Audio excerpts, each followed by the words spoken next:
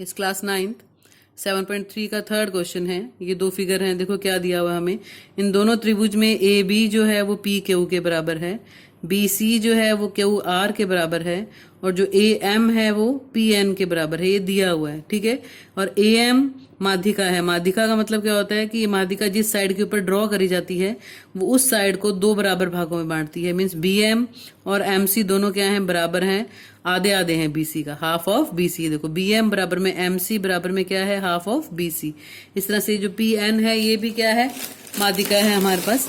तो Q N बराबर में एन आर है, और दोनों जो हैं वो क्या हैं, क्यू आर के आधे हैं, ठीक है।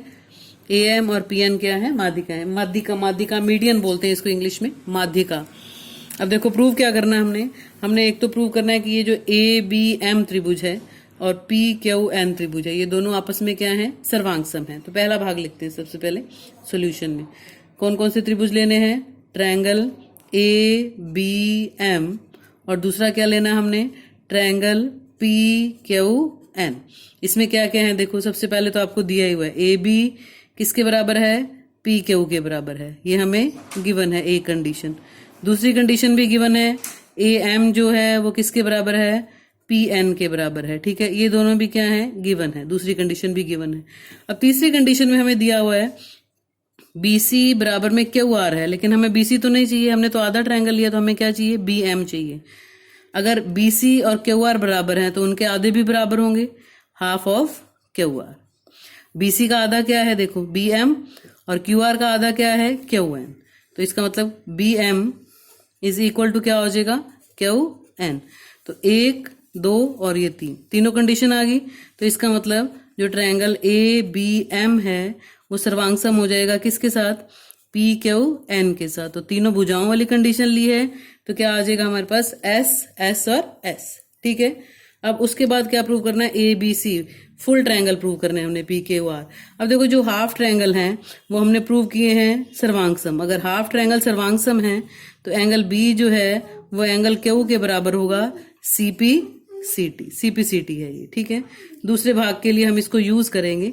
दूसरे में क्या लेंगे, ट्रायंगल ए बी सी, और दूसरा ट्रायंगल क्या लिया है, ट्रायंगल पी क्यू आर। दो कंडीशंस तो आपको गिवन ही है, क्या गिवन है, ए बी बराबर में पी क्यू है, गिवन, ठीक है। दूसरी कंडीशन है बी सी बराबर में क्यू आर, ये भी गिवन है। तीसरी कंडीशन हम ये यूज करेंगे, एंगल बी बराबर में एंगल क्यू। सिद्ध किया है को लिखते हैं प्रूव्ड। प्रूव्ड मीन्स हम प्रूव कर चुके हैं उसको।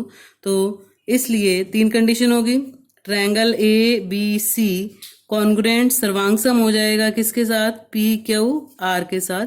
और कौन सी प्रॉपर्टी यूज करी है हमने, S A S property use करी है, ठीक है। ये क्वेश्चन नंबर 3 है। इसके बाद देखो क्वेश्चन नंबर 4।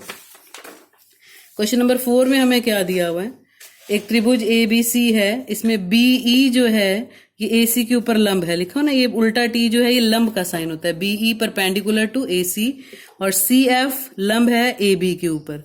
अगर ये लंब है तो इसका मतलब एंगल 1 और एंगल 2 क्या है, 90 डिग्री के हैं, और एक बी ई बराबर में सी एफ हमें गिवन है, ठीक है।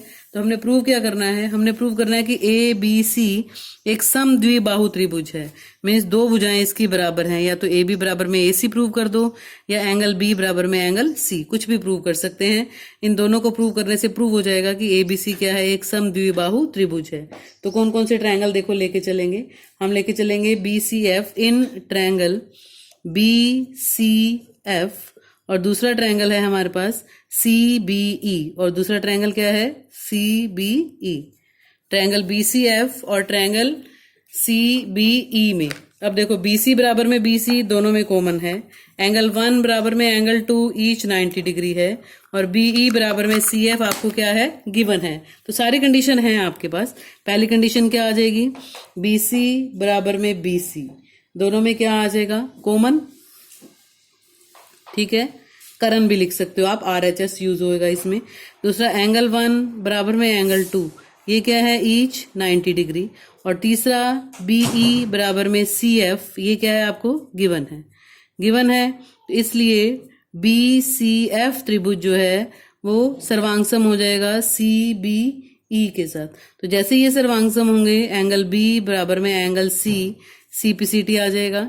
तो किसी भी त्रिभुज में दो कोण बराबर हो जाएंगे तो इसका मतलब जो ट्रायंगल ABC है वो क्या बन जाएगा, एक सम द्विबाहु त्रिभुज बन जाएगा। ठीक है, यही प्रूव करना था हमने। पांचवा क्वेश्चन देखो, पांचवे में आपको एक त्रिभुज दिया हुआ है ABC, एक सम द्विबाहु त्रिभुज है। तो AB बराबर में क्या दिया हुआ हमें, AC दिया हुआ है। और एक चीज और दी हुई है कि AP जो है वो परपेंडिकुलर लंब है BC के ऊपर, तो 1 और 2 ईच 90 डिग्री होंगे। हमने प्रूव क्या करना है, angle B is equal to angle C। तो ये हाफ ऑफ ट्रायंगल लेंगे इसमें। सॉल्यूशन देखो इसका क्या है, in triangle APB and triangle APC। ठीक है, ये दो ट्रायंगल्स लिए हमने। AB is equal to AC, this is given है ये हमें। Angle 1 is equal to angle 2, ये क्या है, 90 डिग्री है। ठीक है, दोनों क्या है, 90 डिग्री। और तीसरी कंडीशन हम अपनी तरफ से लिखेंगे, AP बराबर में AP दोनों में क्या है, कॉमन है। तो इसका मतलब ट्रायंगल APB सर्वांगसम हो जाएगा किसके साथ, ट्रायंगल APC के साथ। जैसे ही सर्वांगसम होंगे angle B is equal to angle C, CPCT आ जाएगा। ठीक है, और ये सर्वांगसम कौन सी उससे है, RHS से है। ठीक है, तो ये last question, fifth, angle B is equal to angle C, CPCT, यही हमने प्रूव करना था।